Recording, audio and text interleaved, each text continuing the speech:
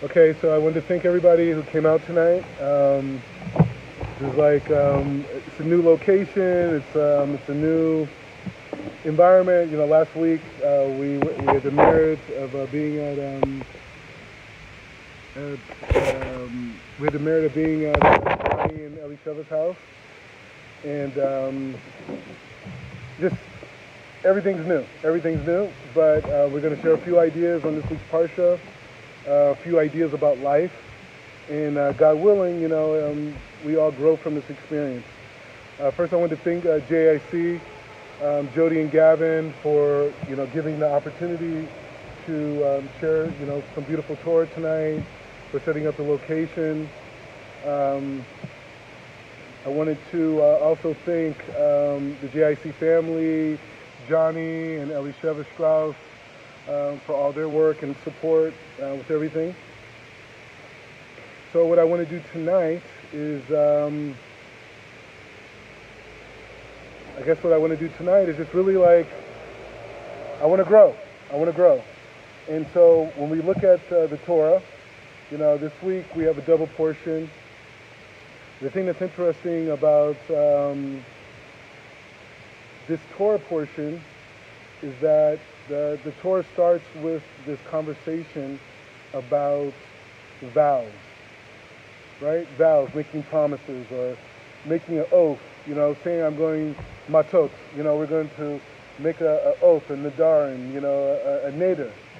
And I think all of us in life have made promises to ourselves. Like we have people in our lives, or we're like, oh, I'm never going to hang out with that person again, or sometimes we get inspired and it's like, oh, I'm never going to eat that food again, or I'm gonna do this, I'm going to wake up every morning and daven, all these different things. We have these ideas and we make these promises. And so the beginning of this Torah portion, is speaking about this idea of, the vows that we make. But the idea that I want to focus on is not necessarily the intricacies of the vows, because there's literally a whole masechta in the Gemara that deals with vows, But the idea that I want to focus on is this idea of speech and the power of speech. And when we look at the Parshiot over the last several weeks, we've seen all different types of speeches, right? We've seen people speaking about, Lashon Hara, about, their leader. We saw Miriam speaking against her brother. We saw Korach, speaking, a group of people speaking against the leader of their community. We saw Bilam, giving curses. This whole thing. We see all these different types of speeches, and now towards the end, because this week, this Shabbos is Shabbos Chazach. We're going to finish the book of Bar Mitzvah. So we're seeing all these different forms of speeches, and now we're in the idea of vows. And if we say something, how do we break it or whatnot? But the thing is, I think the question that we would all ask ourselves, where does this idea of speech come from? Why is speech so powerful? Where did this idea, where can we look inside of our Torah that we hear about this speech? So the Torah says like this. We have a great rabbi, the Baal Tanya. He wrote this sefer called the Tanya. And in the Tanya, he talks about the idea of when Adam Rishon was created. So you have Adam, and the beauty about the concept of Adam, every single person here, every single person in the world is related to Adam and Chava. Every single person. And when you think about it, Adam didn't have a birth father. He didn't have a birth father. He was created. And the Midrashim say that Adam was created by the different soils from the different parts of the world. And when this body was formed, it was just a body. And so what happened? Hashem blew its breath. We're speaking metaphorically. Hashem blew its breath into Adam Rishon, and then from there, Adam Rishon came to life, and it became a speaking entity. It became speaking entity. So what is this idea of a speaking entity? The Baal Tanya says that when the Torah is saying that Adam Rishon was, that Hashem blew his breath into Adam Rishon, because the idea is that the inner essence of Hashem is the element that Hashem gave over to mankind. That's why the idea of breathing, because the breathing comes from within. It's not an external element, it comes from within. And if you think about it, the idea of breathing, we're alive because we breathe. But we never do a bracha because we're breathing. It's just something that happens automatically. How often do we thank Hashem that we're able to breathe? But the point is saying that the beginning of the creation of man's uniqueness comes from this idea of the inner essence of God being transferred into mankind. So the idea to say from this whole concept is to think about if the inner essence of Hashem comes through, expressed to us through breathing, and the breathing is the element of us speaking, that means speech is the idea that directly connects us to God.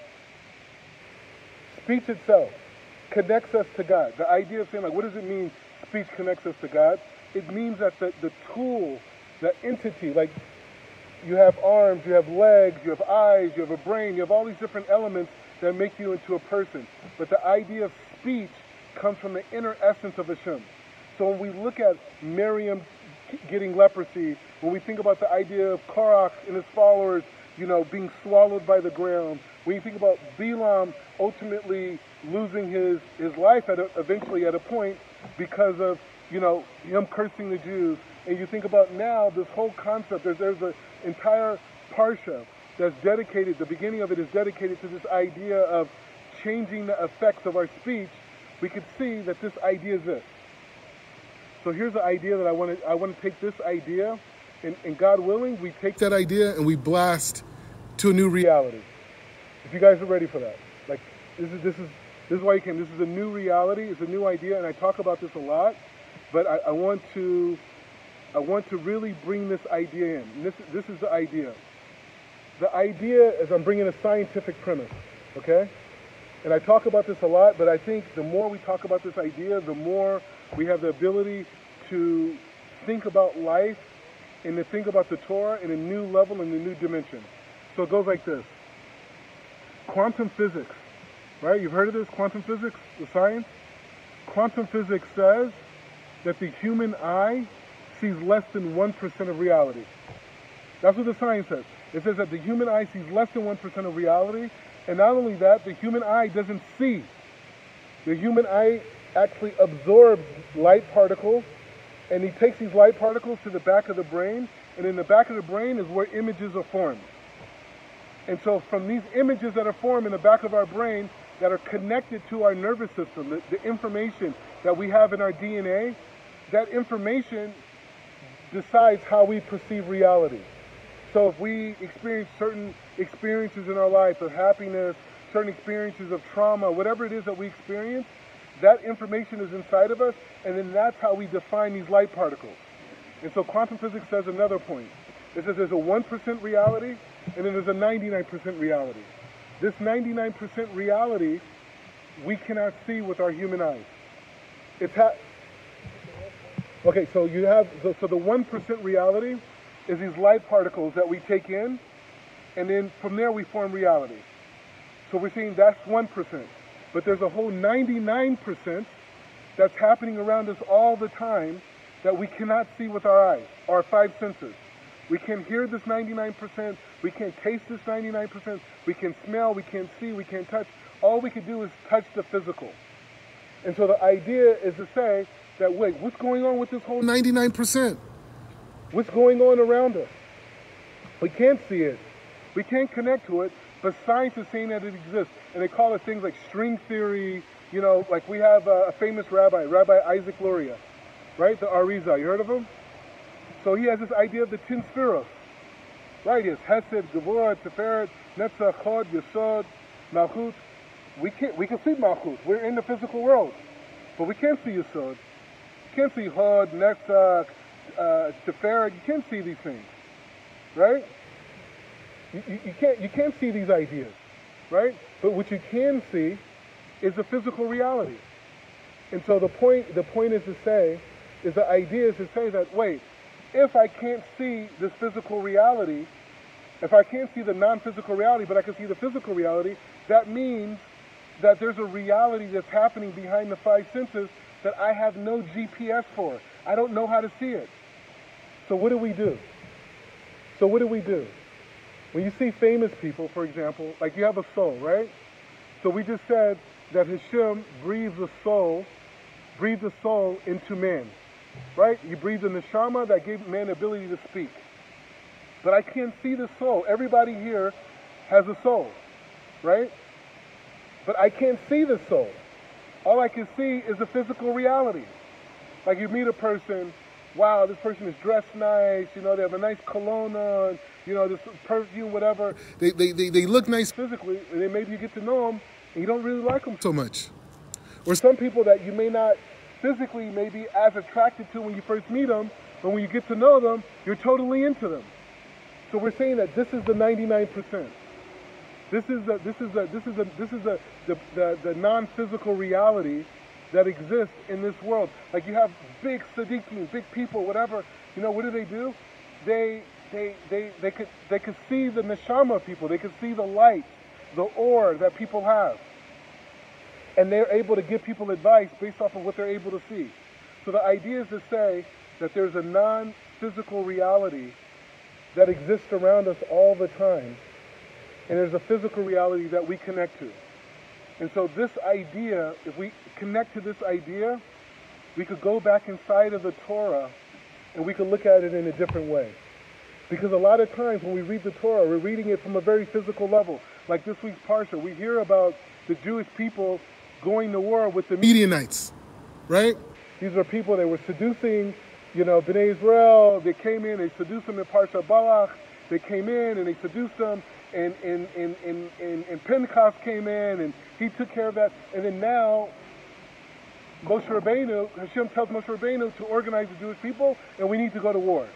And not only should we go to war, this is how we deal with the war. So let's look at it this way. And this is the difference between the Torah and other groups that are radical.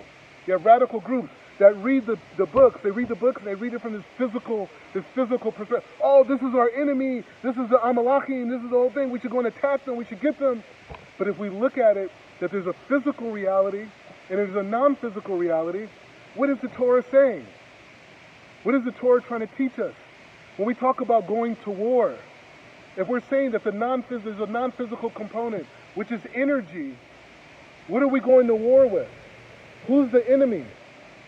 You have Mitzrayim, right? Mitzrayim is a dark place, it's negative, it means narrow, limited thinking, and the Jewish people were in Mitzrayim and they got to leave. So was it just a physical place, or was it something else connected to the non-physical world? Connected to a state of consciousness, a state of mind. And the whole goal was getting to the land of Israel. A land of Israel, a place that people were scared to go in, a place that they were scared to take a risk, that they wanted to stay the same exact way. So are we talking about physical entities only? Or are we saying there's a physical element and then there's a non-physical element? And if we look at that, we could look at the whole idea. When the Jewish people in Parshat Balak, what happened? Balak was scared that the Jewish people were going to attack him. He goes and hires Balaam. Balaam comes in and says, hey, you know what? I'm trying to curse it. It's not working. So what does Balaam do? He sends in the women. He sends in the Midianite women to seduce the Jewish people. So what's going on? Okay, on a physical level, yes, they seduced. But on a non-physical level, what type of energy did those people possess? What type of energy did the Jewish people possess? There's a famous rabbi. His name is the Baal Sulam, Rabbi Yehuda Ashlag. And he wrote a lot of commentaries on the Zohar. Very famous rabbi in the Kabbalah world. And he says there's three energies that exist in the world. He says there's the desire to share, there's a desire to receive, and then there's a balance between the desire to share and the desire to receive, which is the desire to receive for the sake of sharing. And this is, we could say, it's Hesed, Gevurah, and Tiferet. This is the world that we live in. So when we're analyzing the Torah, we can analyze it and say, wait, what's the energy of sharing? It's Hashem. What's the energy of receiving? It's the negative force. It's the selfishness. And what's the middle column? The Jewish people. Sometimes the Jewish people have a desire to receive for the sake of sharing, and sometimes we had the desire to receive for the sake of ourselves. And every time we had a desire to receive for the sake of ourselves, that's when all the problems start. When we had a desire to receive for the sake of sharing, of being a light to the nations, that's when we had success. So when we're analyzing the Torah, and we're analyzing the text, we can't just look at it from the standpoint of, oh, well, this character, this is the bad guy, this is the good guy, this is the guy who's, chetzi. No, we're learning about how the world around us works. To this day, that same energy still exists. The energy of sharing still exists. The energy of selfishness exists. And we have Bechira, which allows us to have free will to decide which part of the world we want to be a part of. So when we're going to war, okay, that happened thousands of years ago. But what about right now? What about right now? That energy still exists today. So who am I going to war with? Where did the plague come from? Why was there a plague? They commit Averas, now there's a plague. Is the plague just a plague, or the plague is an expression of an energy? If we're going to bring Geula, we got to think past the physical reality. Because the Torah is not teaching us just how to read good stories with good moral values. No, the Torah is saying, train your mind how to walk outside and see a world and see where the negative energy is and see where the positive energy is. And then from there, you can truly express your free will. They said Avraham Avinu, we have a Gemara, right? We have a Talmud, we have Mishnah, we have Gemara, and inside the Gemara it tells us how to do everything. Everything in life is inside of this Gemara, this Mishnah and this Gemara. So where do we get that wisdom from? Okay, we have Tanaim, we have these people who have great wisdom, but Avraham Avinu followed the entire Talmud. Everything that's inside the Talmud that's relevant for our time, the principles, he followed that. So where did that come from? People think the Gemara, oh, the rabbis just came up with it. They got inspired and they came up with these ideas. No, we're saying something totally different. We're saying that Avraham Avinu was given a bracha to have a holy mind. And this holy mind allowed him to walk in certain places and say, oh, well, this is Tuma, this is Kodesh. He was able to see that to the point when the Hashem says Lech Lecha. When Hashem says Lech Lecha, he didn't tell Avraham Avinu to go to Eretz Israel. He just said leave. So how did Avraham Avinu figure out how to get to Eretz Israel? And how did he know once he was in Eretz Israel to go to a place like Mitzrayim to get wealth to come back to Eretz Israel? Where did he get this knowledge from? He was able to see. He was able to look around him and see where the Kedusha was and where the Tuma was. What type of foods would bring him Kodesh and what type of foods would bring him Tuma, would bring him down. He was able to see that. And you know what? In every Jew, all of us have that ability to see that even today. We could go certain places. Every one of us has walked into a room and said, you know what? It doesn't feel right to be here. It feels dark. This is not for me. And then we walked in certain places and like, wow, I feel inspired. I'm at home. Why did Jews come back to Eretz Israel? Ancestors haven't been here for over 1,000 years. And instantly they feel like they're at home. Why? So the idea is to say that we're living in two realities all the time. And when we're analyzing the Torah and its text, we have to analyze it from the context of, you know what? That the Torah is teaching me about a world that I cannot see with my eyes. This is the gift of the Torah. The gift of the Torah is teaching us that, you know what? I see reality, but that's not all that's there. And in order for me to navigate in that reality, I need directions. Why did Hashem create a GPS? Why did he create a compass? Why did he create maps? Why couldn't the human intellect just know where to go? What is Hashem teaching us by giving us these devices to find locations? Because all of that is a mashal. It's all a metaphor for us to be able to look at life and say, you know what? How do I get to happiness? How do I get to prosperity? How do I get to good health? How? How do I get there? I don't have it in my mind already. How do I get there? Because there's a whole reality around us. You know, Rabbi Nachman of Breslov, he says, he has a commentary on the Chumash, and he says, why didn't Hashem tell Avraham Avinu to go, how to get to Eretz Israel? Why didn't he give him directions of where to go? Why did he say Lech Lecha? Why didn't he give him directions? You mean Hashem comes and he speaks to you?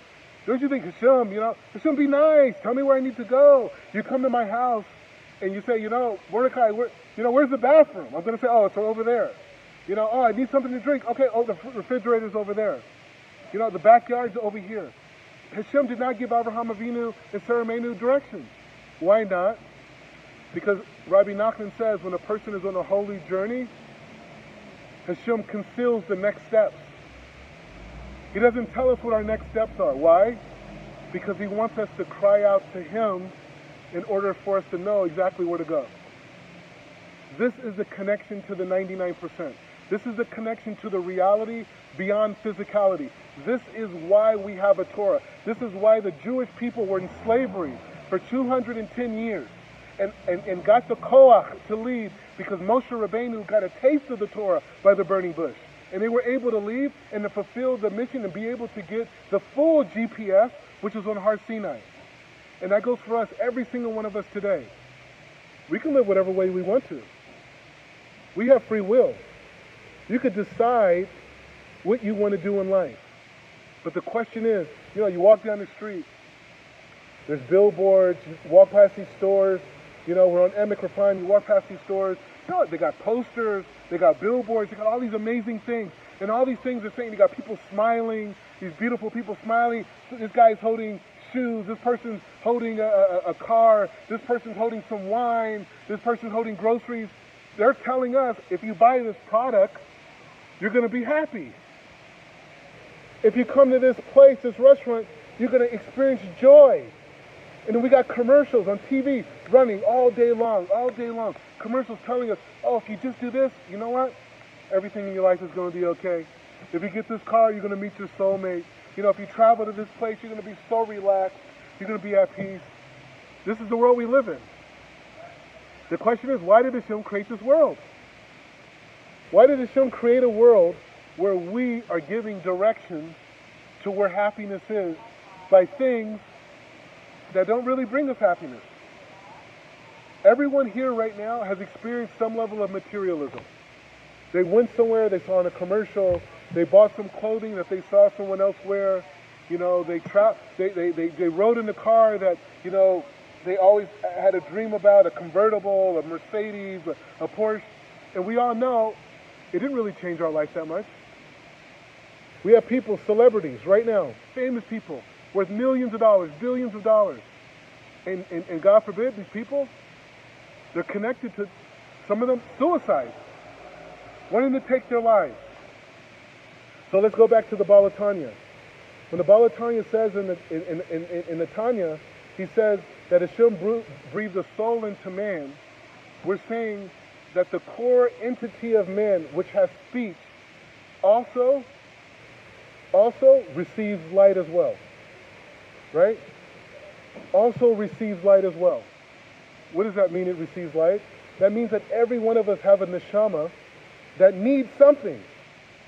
Our neshama needs light. Our neshama needs fulfillment. So where does that come from? Over here we have wine, please enjoy.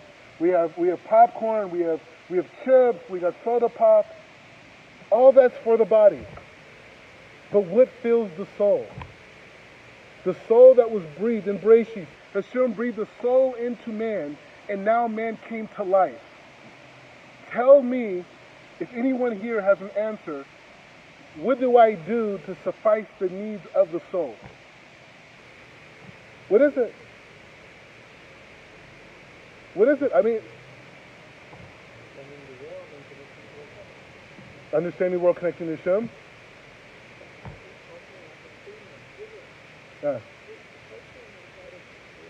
Yeah. Receiving in order to give. So, exactly. And Leanne has an amazing book. You guys got to check it out. It just came out. It's all over Jerusalem Post. Type in Leanne in Japanese. I'm sure it comes up on a Google search. Waka Mama Bryce. So the perfect example is to say that, like Leanne just said, the idea is to say that there is a technology to be able to fill our souls. There's a technology, and it exists. Because Hashem knew that when he created man, that man was going to have limited vision, right? Like we said, the science says that the human eye only sees 1% of reality. That's what the human eye says. That's what quantum physics says, and there's a whole 99% happening around us. So that 99% that we're talking about, that science is talking about, is external. What we talk about in Judaism is the 99% that's internal. And we're talking about the soul now.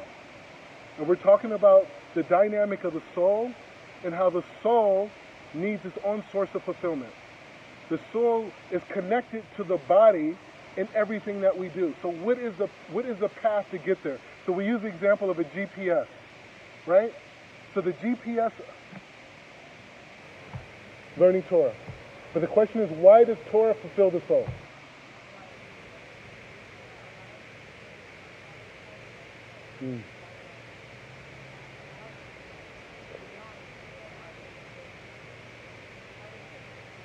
Exactly. So beautiful.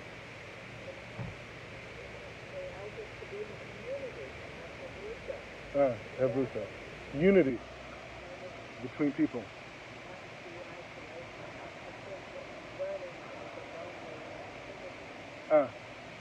So both points are beautiful points. And what are these points?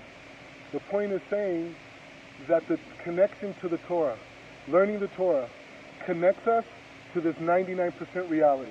Because we're saying the human eye only sees 1% of reality. But there's a 99% happening around us. We cannot stress this point too much.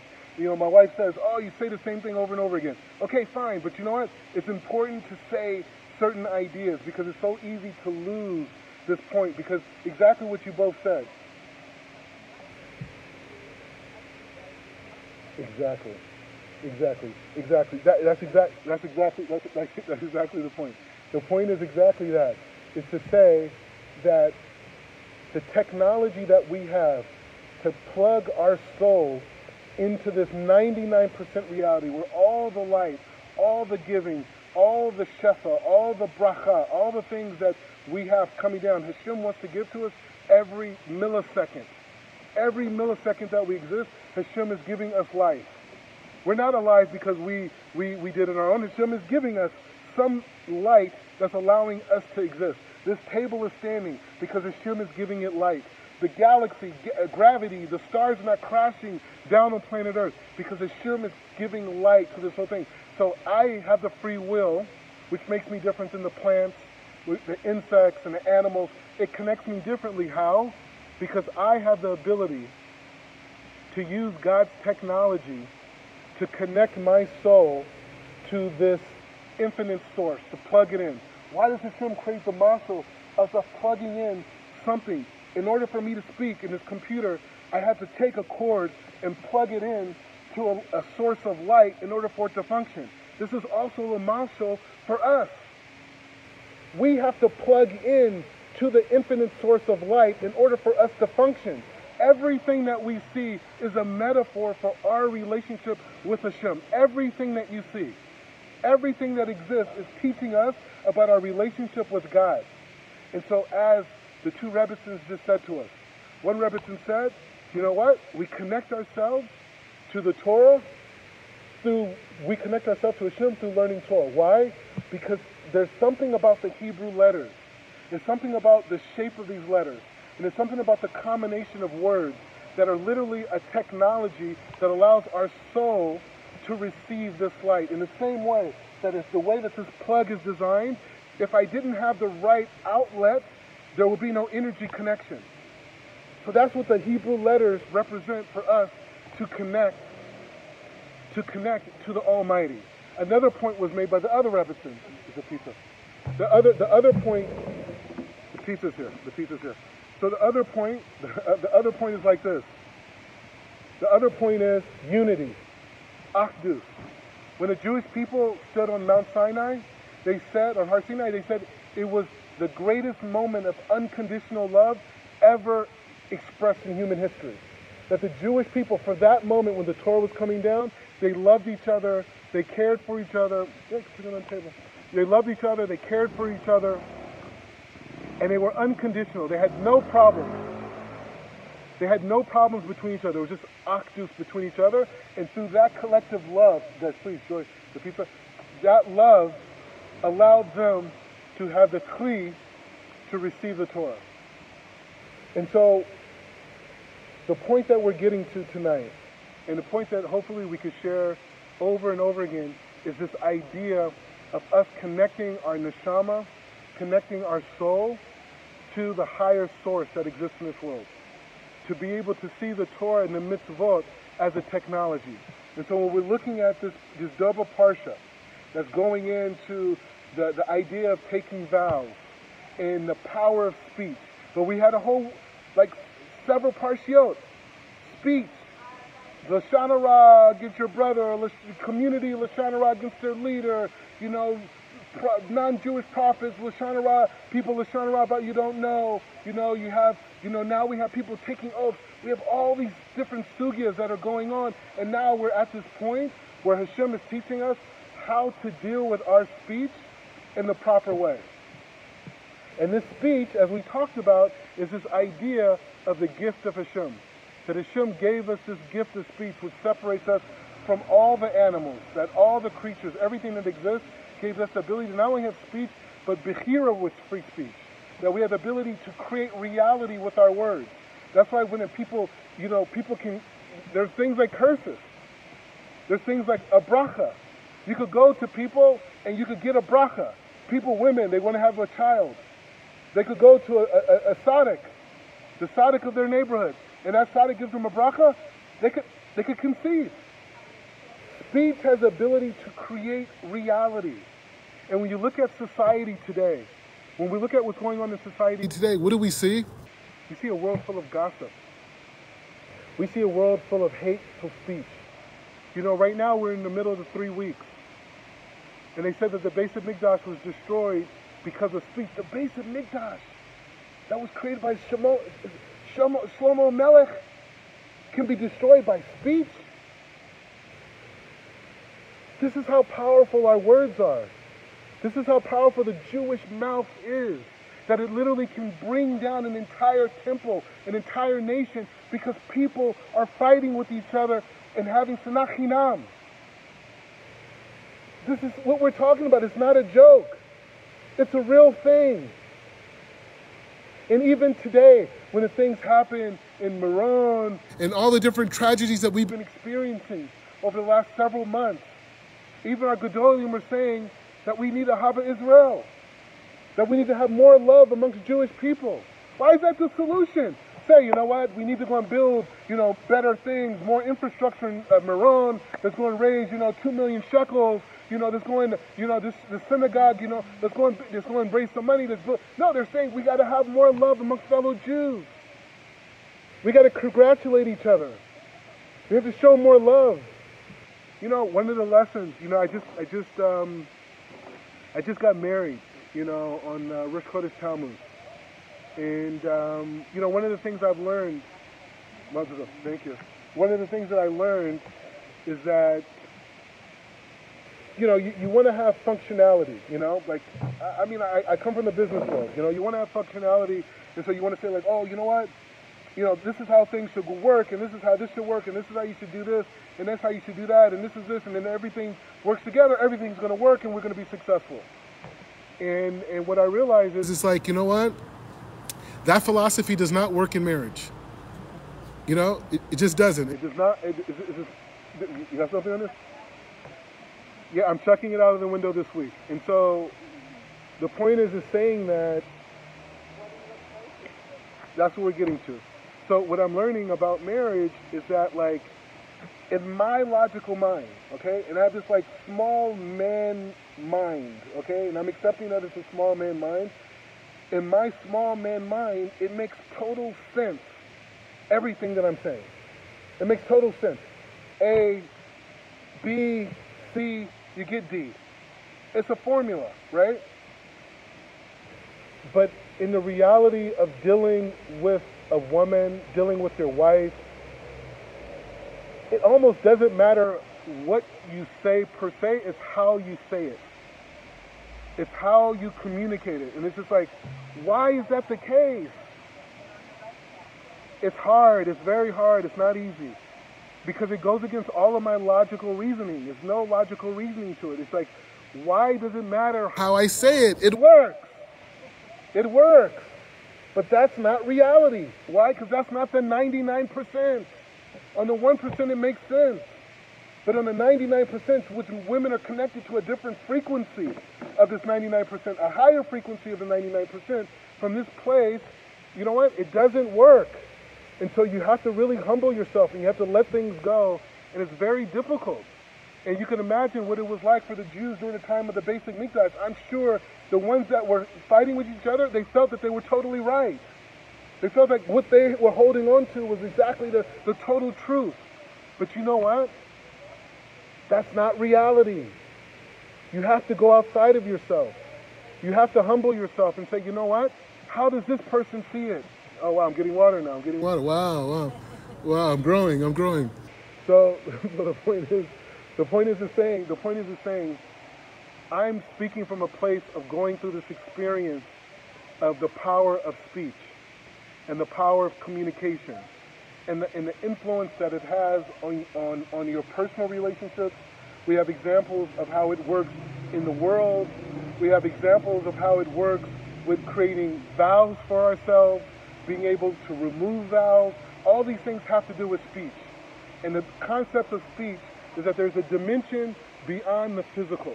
And that dimension beyond the physical is the 99%, which is ultimately the Torah, right? It's ultimately the Torah. And so the Torah says the highest level for a man to reach is shalom bayis. It's the highest level. I was in yeshiva for 5 years, learning day in and day out, full time, nothing else. Just there, I was living in Meir Sharim. I didn't see anything, right? And higher than learning in the Beis Midrash is going and having shalom bayis in your home. So how do we get shalom bayis in our home? When we let go, and I'm just speaking as a man, and maybe other men can connect to this, when we let go of the full perception of the physical reality. Because the physical reality as it relates to women is not the full picture. And in order for us to connect and have success in that full picture, we have to let go and we have to humble ourselves and to connect to the way that this person understands reality. And I think this is the key to fixing the tikkun of these 3 weeks, is to be able to go outside of ourselves and to think how that other person sees reality and how that other person hears, and to be able to look at ourselves and say, how could I change my perception of reality to be able to connect to how this person understands, to what this person's needs are. Because if I'm able to do that, then I can have shalom bayit into the real bayit, into the olam, into the real reality, the whole thing. And I can guarantee you that people talk about the hatred that the Jews have between each other during these 3 weeks. But I guarantee you that hatred or that disconnection started in the homes of those Jews. It started between man and wife. And then from there, it spread out into the community. And so the idea is to say that our relationship with Hashem has to do with our speech, right? And our speech is something that you can't see. Okay, my lips are moving. Where's my speech? Where is it? I can't see it. But you know what? It has an impact. That is a vibration. It reverberates. And that's what makes me a Ben Adam. Is because I have the ability to not just have speech, but to recognize its impact. Impact in my personal life and an impact in the world. So this is the two parshiot that we have this week. But this is Shabbat Chazak, which means we're finishing the book of Bar Midbar. So we did a siyum. We're actually doing a siyum, all of us together. We're doing a siyum. We don't really think about that. You know, we think about the guy who did the whole Masechta and we do a big party, but we're all doing a siyum as a community. But the idea is after this, we're going into Devarim. right? We're going into Devarim. And so there's a famous Rabbi Nachman story. I hope I'm not going to bore you guys with it, but it's an amazing story. And it's a story about the prince that thought he was a chicken. You guys heard this one? Yeah, he's under the table. Okay, fine. We got one person. All right, fine. So you guys bear with me, all right? And we're almost out of here. We're almost done. Because I appreciate you guys being here. And, like, literally, me and Sephora, like, since we got married, like, almost every Shabbos we've been doing Shabbatons and speaking and, you know, and this is just, like, a huge merit for us to, this is our life. You know, we want to focus on sharing Torah. We want to have our marriages be a conduit of light. Please enjoy. We have tons of wine. We got pizza. Everything you want is here. So, so there's a famous story. You come in on a famous story. It's a great crowd tonight. Think about it. At some point, maybe in some past life, we were all learning together. So there's a famous story. The prince thought he was a chicken. So there's this prince. I don't know what happened. You know, maybe he was watching too much TV or something. But he goes crazy, right? He goes crazy, and he convinces himself he's a chicken. Crazy thing. And not only does he convince himself he's a chicken, he literally, Daka, wants to live like a chicken. So what does he do? Every time there's a meal, what does he do? He goes inside of the main ballroom, and he goes underneath the table. He has no clothes on.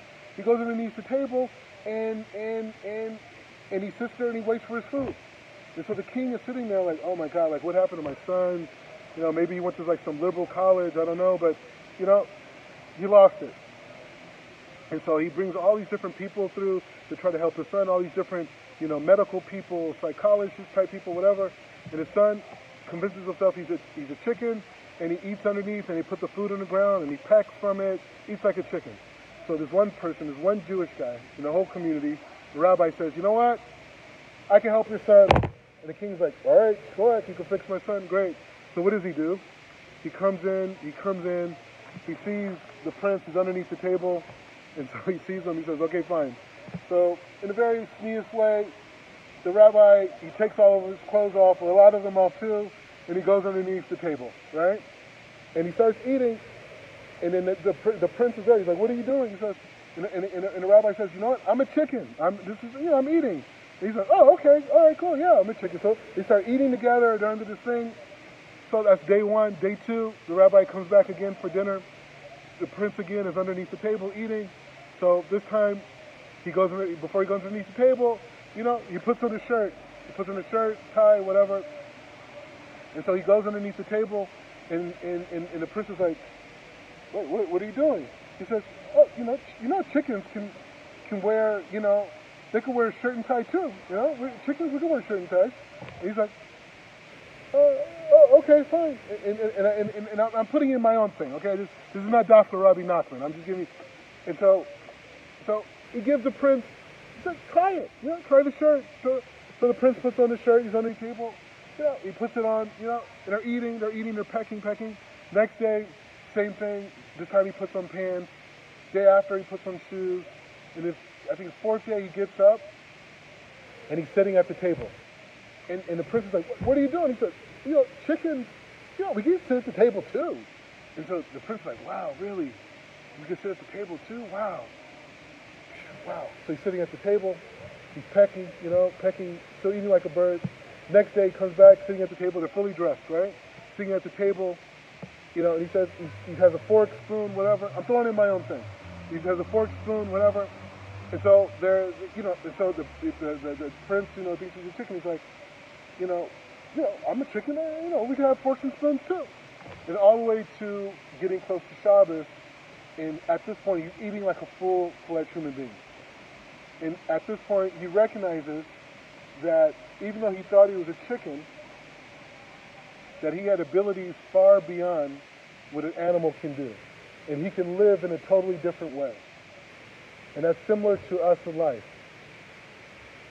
There's people who are Bar Tshuva, there are people who are FFD, there are people who are Garens. And there was a point in our life when we were not living at the status that we were capable of. And we need to look back on all those different averas that we were doing, how disconnected that we were doing, and be able to appreciate that I was at this place and then I went to this place, and now I'm going to this place. And so Ramban, he has an amazing introductory to the book of Devarim.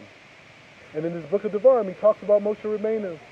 And he says, you know what? In this, what makes the book of Devarim so unique is that he says that there's no Vaydaber el Moshe lemor. There's no Hashem spoke to Moshe. That does not exist in the book of Devarim. Why? Because the book of Devarim is going over all the mitzvot, except for a few. There's a few mitzvot that are new in Devarim, but all the mitzvot that are in this book of Devarim are reminders of what were given before.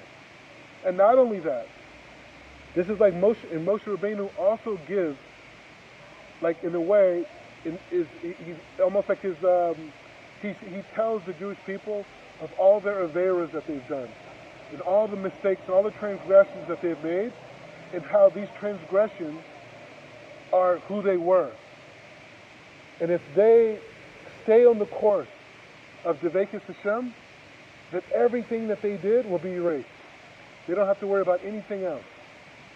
And so this is us. This is us in life. Because this whole book is preparing the Jewish people to enter the land of Eretz Israel that Moshe Rabbeinu was not going to be a part of. And so if we're connecting to that idea of the 99%, the idea beyond the physical, we could look at ourselves and say, you know what? If I'm experiencing negativity, if I'm experiencing judgment in my life, especially now during these 3 weeks, this is a preparation for me to go to my next level. This is a preparation for me to transform myself by understanding that Hashem is reminding me of who I am and what I need to change about myself. The 5 books of Moses, the Daf Yomi, you know, the Midrashim that connect to the different Parshiot that we have, all these things are connected to our neshama.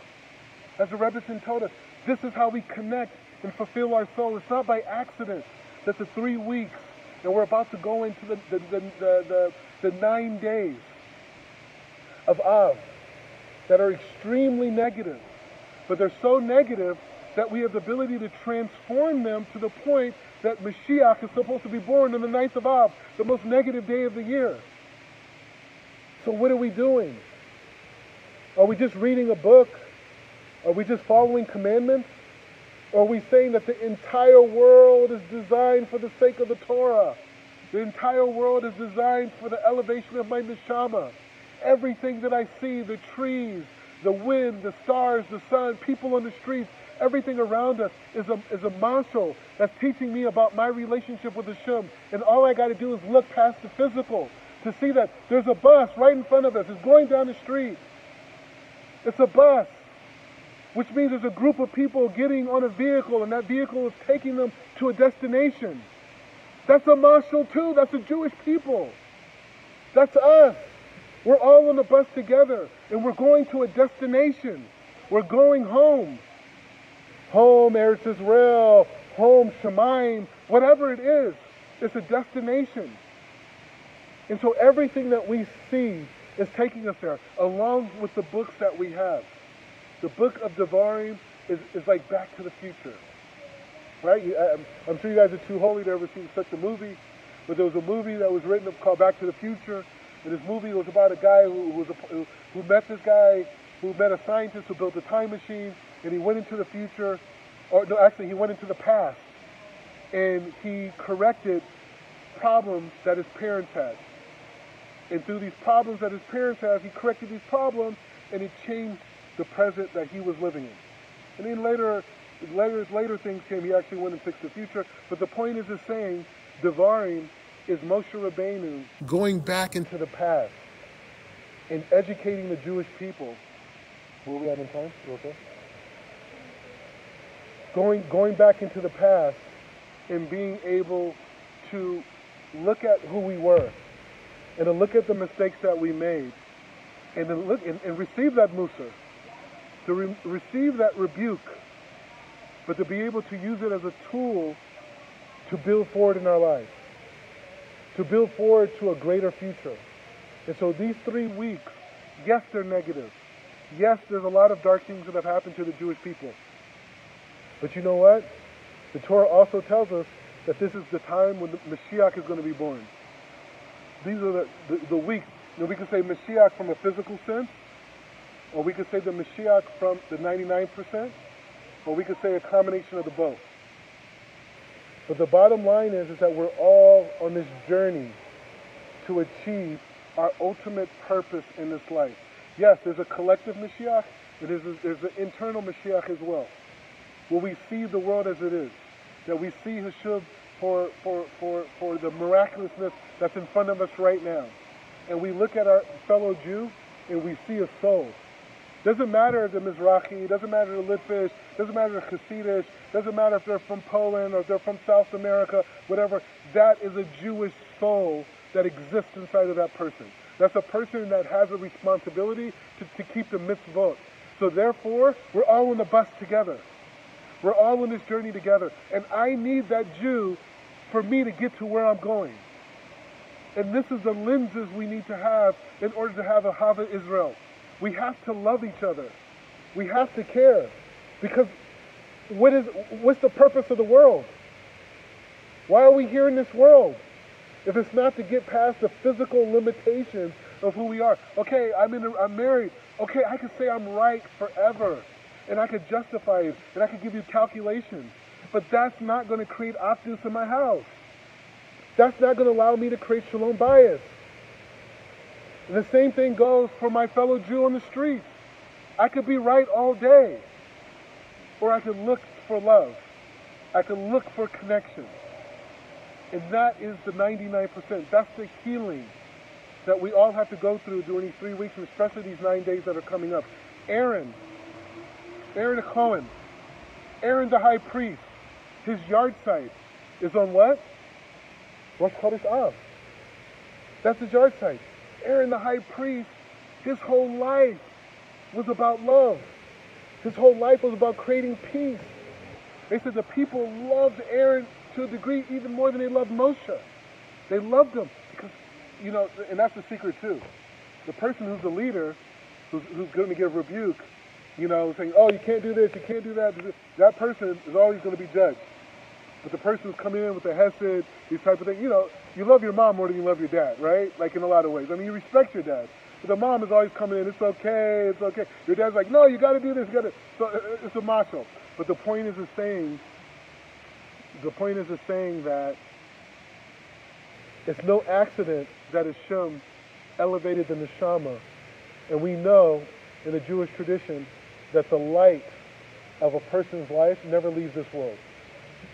It never leaves this world to the point that light goes into the group, into the nefesh of the individual, and that's why people visit Kever Tzadikim on people's yard sites. But that light always exists. The light of Moshe Rabbeinu is here with us. The light of Avraham Avinu is here with us. I mean, it's stronger in some places than others. That's why we go to, yesterday we went to Marzamak Pelach, these different places, because the light is great there, because the nefesh of these great tzaddikim is still inside of the kever. But the point is saying that light of Aaron the Cohen still is in this world. And it's no accident that light that Hashem chose at that moment, that Aaron the Kodesh, the light of love, the light of simcha, the light of connection to our fellow Jew, the light of looking at people and seeing the best qualities in them, that light left during the 9 most difficult days of the year, when the energy of the reality is so intense that if we don't have the right filters, that it could be extremely dark and major bad things can happen. And I remember when I first was on my Jewish path, I first heard about, this 9th of Av and these different dates on the calendar. I was like, really? And I just remember going on the computer and looking up the different Hebrew dates and looking at them as it relates to the Gregorian calendar and looking at what happened. And it was crazy things, not just in the Jewish world, but in the world in general, happened during these 9 days. There was wars, there was just fighting, mass people were killed, these types of things. So this thing is real. So anyways, the point is just to say, I think we grew a little bit through this whole process. And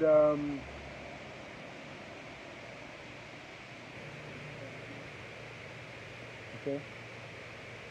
So the point is just to say that, just to think about our lives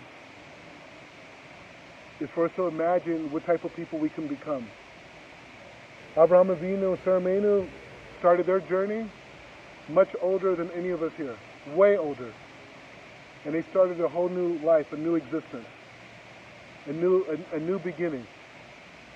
And so we could use this opportunity right now where all this power is coming down from Shemayim, from the heavens, that could be used for negative. But we're going to choose, like we said, there's a light of receiving, there's a light of sharing, there's a light of receiving, and there's that intermediary. And that's us. So we can use this light that's happening right now and literally transform our lives. And maybe just us here, just us, this habura of people here right now, if we decided to change ourselves and we decide to look at life in a bigger way, maybe this is all we need for Mashiach. We don't know, but maybe this is it. If we just all decided here to change ourselves, this will be enough for Mashiach. This is the tipping point. So anyways, again, I want to thank Jody Samuels and Gavin, and Gavin's father. He should have a refuah shlema. He's battling corona in South Africa right now. Meir ben